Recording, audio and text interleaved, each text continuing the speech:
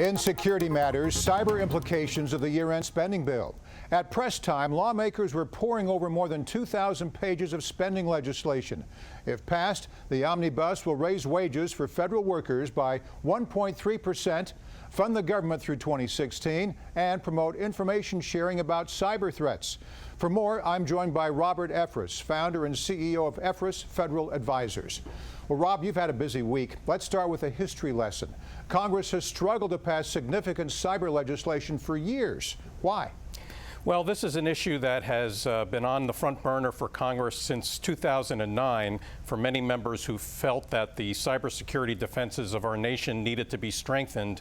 And it's taken a long time, but the Congress has finally come to an agreement on a piece of cyber legislation called the Cybersecurity Information Sharing Act. And it's taken so long because there are some contentious issues in terms of the role of government and the concern about privacy being compromised through government surveillance. The cyber provision in the omnibus brings together 3 different versions of past cyber bills. It will encourage companies to share cyber threat information with the government. Will also provide those companies with liability protections. How will that work? Well, companies that voluntarily share threat information with the government will be indemnified by the government for any lawsuits or any liability associated with that threat sharing. And the government will set up a process by which companies share threat data with both the government and other companies through a portal at the Department of Homeland Security. What role will the Department of Homeland Security play in this process then? Homeland will maintain this portal. They will also be responsible within 6 months after the omnibus is signed to set up a set of ground rules for how privacy will be protected in the threat sharing process. Rob, the bill also calls on businesses and the government to scrub personal identifiable information, or PII, from threat data. What does that mean?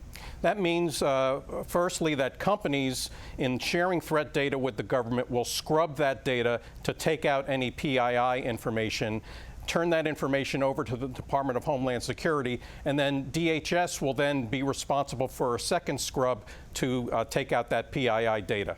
We know the White House supports this cyber provision, but who opposes it? Well, it's principally privacy advocates who view this legislation as a surveillance bill that negatively impacts the privacy of U.S. citizens. And there are a handful of members in the Congress that have announced their opposition to this legislation because of privacy concerns, but their opposition is not expected to in any way hinder the passage of the omnibus.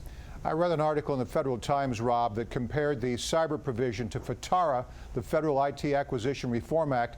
They both hitched a ride on year-end spending bills. They are arguably the 2 most significant pieces of IT legislation in the past 2 years. Is that a problem or a necessary evil? Well, it's a problem to the extent that Congress has become increasingly dysfunctional in terms of the number of bills it passes each year in general.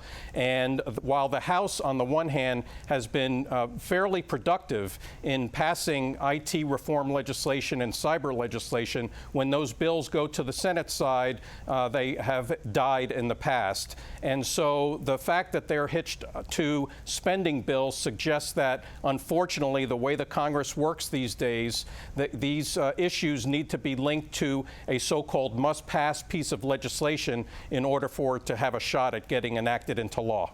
You do what you got to do. Robert Efrus, founder and CEO of Efrus Federal Advisors. Thanks, Rob. Thank you.